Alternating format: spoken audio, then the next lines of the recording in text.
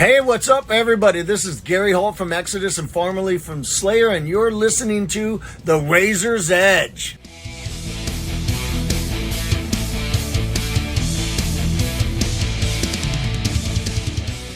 I'm Chris from The Razor's Edge, still here at ArcTanGent, and I'm joined by Pleiades. Please tell me that was correct. That's a spot-on pronunciation. Cheers, guys. Thank you so much for taking the time. So, how many different variations of your name have you heard from people? We have a small list of pronunciation. Some of them are, not safe for TV. Some of them are, but they're all. We've got Pleiades, obviously being the correct one. Pleiades was another one. The stage manager said, "Are you Pleiades today?" Pleiades, we got told by a Greek stage manager that we actually said it wrong, and it's was it Pleiades? Pleiades, yeah. So I think maybe we've been in the wrong all these years. Okay, fair enough. You have no idea how many bands this weekend I've gone, how do you pronounce your band name? It's that kind of festival. Good. Cool. So, obvious question, where did that name come from? I think someone just thought it sounded cool. Someone saw it on because it's a star cluster, right? So I see. They just thought it'd be a good idea for a post-rock band, and that's how we started out. Like a few of us playing post-rock sort of music, and it doesn't really translate, I don't think, for post-hardcore, but it just sort of stuck after a while. Yeah, I think it's come full circle a little bit. I think early on, before even I was in the band, post-rock instrumental was the kind of way to go, and then sort of adding vocals, and we kind of moved towards a post-metal, post-hardcore thing, and we're starting to bring back elements of the post-rock. Yeah, we're starting to sort of nod and salute to the Pleiades a little bit, and just kind of like that, like you said, the space, the star clusters, something with a little bit more of an ethereal kind of atmosphere. Yeah, for sure. It's come really full circle because the original band ad that on My Band was. It said, "For sounds like explosions in the sky, devil sold his soul," and so me and Josh have been chatting about it today. It's really weird to come in and play with actual post-rock explosions in the sky. It's mad. For sure. I mean, ethereal post-rock, it kind of goes hand in hand, really. So, how have you guys found your ArcTanGent experience so far this year? It's been like everything I think we wanted it to be. I think when we started the band and we kind of formed our kind of current lineup, we were like, ArcTanGent was the kind of top of the tree. And to be here and just to be amongst it, you're with your friends, you're with your bands that we've looked up to for so long. Yeah, it's been everything we wanted and more, for sure. It's like last couple of years we've really got into the scene in the community a lot more, haven't we? Yeah. All the promoters and all the other bands who are like our peers, I guess, going around UK playing all the little festivals, and they're all here. It's like a proper party atmosphere. Like you keep running back in the tent, you run into another band you played with, and you're at the bar and someone walks up to you and is like, "Oh yeah, we played together last week." It's just a great atmosphere, loads of community. Yeah, amazing. So who are you hoping to catch this weekend, or who have you seen so far? 100-Year-Old Man, good friends of ours. I thought always put on an amazing set. Underdark, Armin Ra later on today. And so I watch it from afar. I think they're a big one. I think for us as a band, Pine, aren't they, on Saturday now? Yeah, Pine, Cursed Metal Hands. I think as a band who have really sort of supported us as well in terms of a couple of the members. So, and like Andy said, there's a lot of friends that we're all making them incremental steps to greater and greater things. So it's just nice to see 100-Year-Old Man, Pine, Cursed Metal Hands. And then obviously Armin Ra is top of the tree kind of stuff. Yeah, it's a pretty wild festival. You've got your big hits like fucking Meshuggah, but you've also got guys, you're all climbing the tree and in it together. It's a really, really cool vibe. Yeah. I mean, Dinner Celestial Birds, we've seen them, chatted to them later. We've seen them at every festival so far this year, haven't we? They're Manchester ish based, aren't they? So we see them all the time. But we I think we have friends coming up to us now. Like I said, Dinner Celestial Birds. We've had that crossover. And we just we're watching each other grow, and they're like, "You guys deserve it," and we're like, "You guys are amazing." So, like Andy said, the kind of the friendly atmosphere and the kind of everyone's on the same team. Yeah, which it makes it all the more wholesome. Yeah, brilliant. I love on your Spotify bio, you describe yourselves as post something. Now, that could obviously be the tagline for ArcTanGent, to be perfectly honest, but how would you describe your sound to new listener? What is post something? So I think it's from a couple of different iterations of being described by different magazines and different kind of blogs and stuff as we'll be post metal one week, post hardcore the next, post rock, and then the week after.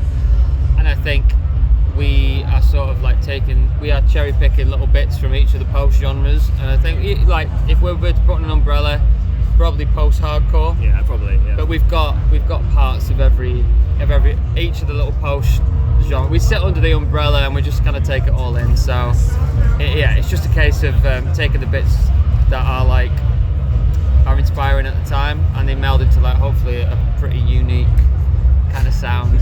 It's been hard over the years to try and find where to play and what slots to play, like as you come up, so you might be playing post rock bands one day, which might be a bit weird, but I think we've tried to embrace it over the years, haven't we? We've tried to really step up, and like some weeks it'll be an emo band and some weeks it'll be like we've played Midwest emo, we've played with emo, we've played post rock, post hardcore, post black metal. Like in 2024 for Pleiades, it's actually kind of been a bit of a blessing. It gives us a wide berth of bands to kind of support and not get pigeonholed, and like being here, we get to revel in it, which is it's nice. Yeah. Yeah, awesome. Am I right in thinking you guys formed around 2018, if I've got that correct? 2018 is probably when we pulled OJ in, right? So that's probably the current iteration of the band. We solidified the current lineup then, and I think that's when we all looked at each other and whatever the sound evolves into next, this feels like the genesis is, like you said, 2018. So it's we look at that as our as the sound that brought us here, rather than 2016, 2017 we were just sort of playing around with different sounds. Even I wasn't in the band then, so it was an instrumental band. So 2018 feels like an appropriate birth for the band as it is today, yeah, for sure. Yeah, fair enough, because your debut, Affinity, released in 2023, that's quite a few years building up to it. It's an amazing release, by the way. I really, really enjoyed it. How long was the process of making it? Did a lot go into that one? Yeah, so I think we put out an EP 2019 or something, didn't we? EP and a single. And then we got hit by COVID, didn't we? Really, we'd got 2 or 3 songs written for the album at that point, and we were we're gonna make an album. And then through the whole COVID slow comeback, find your way back into the practice room, we sort of melded the rest of them together, the 10 songs. That's why it took a while, really. I think that's everyone's 2-year downtime. I think we wrote an album probably at the wrong time, didn't we? Really, we had a couple of songs ready, and we were when you start to build a kind of the songs, you're these have to go together, and before you know it, we had 10. And for a band, an album, a debut album is what you kind of strive for. So it was a slow process, but to see it become what it is and to see the reception from it, it's exactly what it needed to be. If we were to release an EP and then a second EP, to have it as one body of work, it was never going to be any other way, really, I'd say. Yeah, brilliant. 'Cause I've spoken to a lot of bands recently where they had they formed just before COVID, and they almost felt like 2020 was either the most horrendous thing they could have ever gone through, or it was kind of a blessing in disguise where they could really work at their sound. Do you guys fall one way or the other? I think so. Yeah, I think I described it before as a kind of a great reset, because I think in beforehand we were perhaps trying to keep up with other bands on our level and be we need to keep releasing, we need to keep playing, but when it hit, everyone kind of receded back to their homes, and we could actually work on what it was we wanted to sound like. So yeah, I would spin it in a positive way. I don't know if you feel the same. It allowed you to ask the existential sort of question about what do you want to sound like? What are we trying to do with this band? Because I think we'd been messing around for a few years before, as we sort of mentioned, and hadn't really gone anywhere. No one had taken it really seriously, had we? Yeah, we'd not turned too many heads, and I think having that 2020 reset, it was a good chance to dig into influence and be look, what is it we want to take from other bands and sort of present as our own a little bit more. So it was. I'll always see it as a time of great reflection and being able to ask the honest questions of myself, what do I want to sound like as a singer, what do I want to sound like as a vocalist, and just be able to get inspired without having to try and keep up with other bands at the same time who are maybe releasing stuff or playing tours and festivals. So yeah, I'll always see it as a good foundational year. Yeah, amazing. Am I right in thinking you guys are based in Manchester? Yes. Yeah. So, being from Bristol, I know nothing about the Manchester scene. So, what is the rock, post-rock, metal scene like in Manchester? Is it thriving? I think for us, it begins with a guy called Joe Clayton. For us, anyway, who is the sort of the lead orchestrator of Pine, member of Curses Metal Hands. Mm-hmm. He's recorded some of our friends and bands we love, Bosk, Underdark, Hidden Mothers, Leached.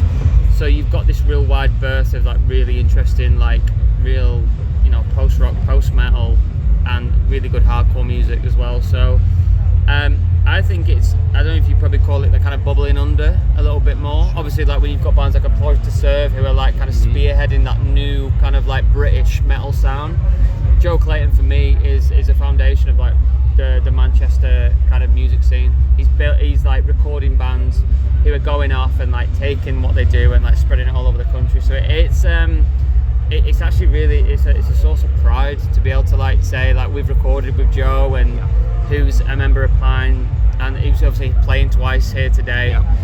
Underdark, who played 100-year-old man. It's like he's connected to everything that this festival is about. So just proud to be part of it. There's a growing like sort of DIY hardcore scene as well, isn't there? Like shout out the guys in Lorin and stuff who like lots of underground little hardcore shows going on all the time now, which we've been involved in a few of, and we're playing one in September as well, a festival they put on. Yeah, it's, a like, festival really called cool. Love Day, and they get lots of bands from around the country like Death Goals, El Muno, but Lurin especially to shout out as like a chaotic kind of like Poison the Well, Every Time I Die sound, just like a really important band in Manchester that hopefully I'd love to see here one day, so we can support them and be like, what they've given to the Manchester scene is could never be shouted about enough. Yeah, they're all here. I ran into them at Squid Piss. They were front of the stage for us. Oh, brilliant! So to see that, and you're like, it's like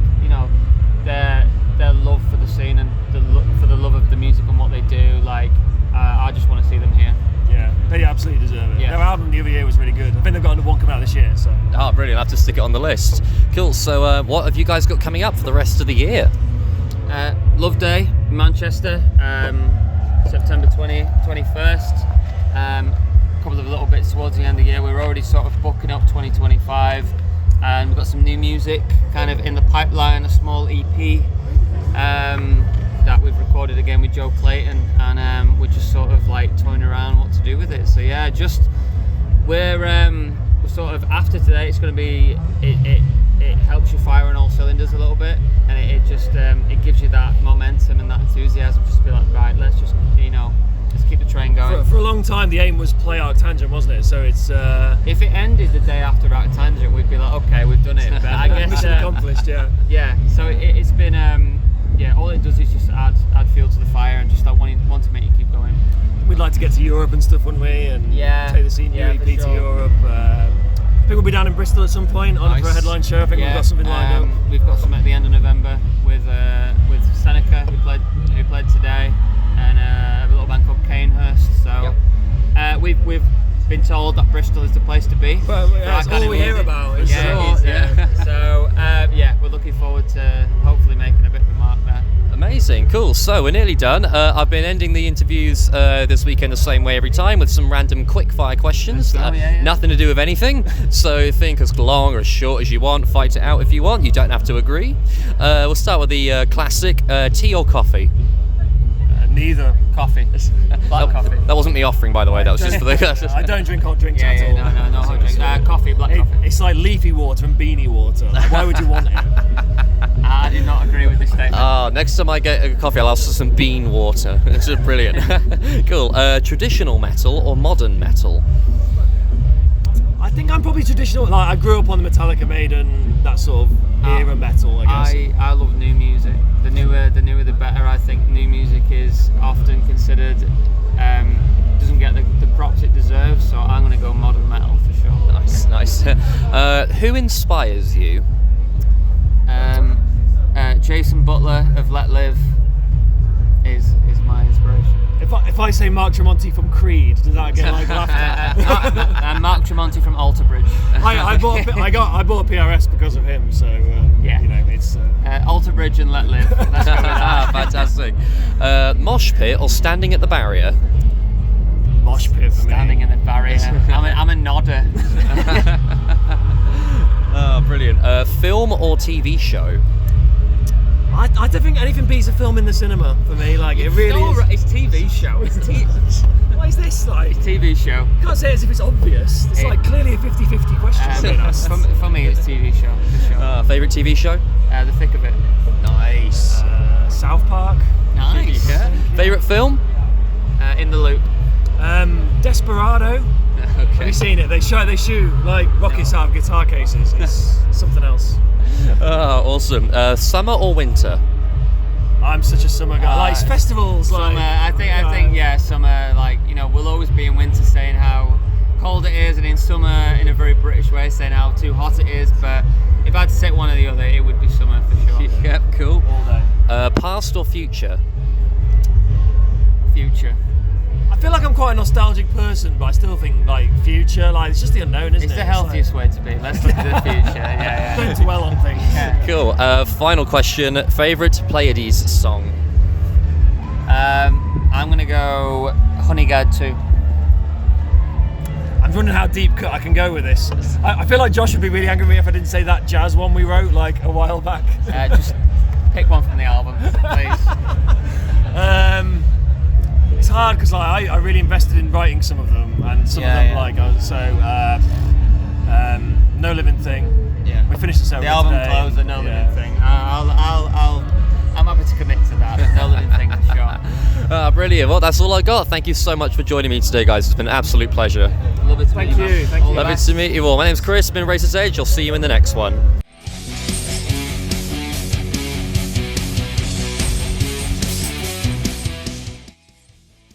Thanks for listening. Make sure you keep up to date with future episodes by subscribing to our channels. For more information on this podcast, or for all the latest music news, reviews, interviews and more, head over to our website www.therazorsedge.rocks.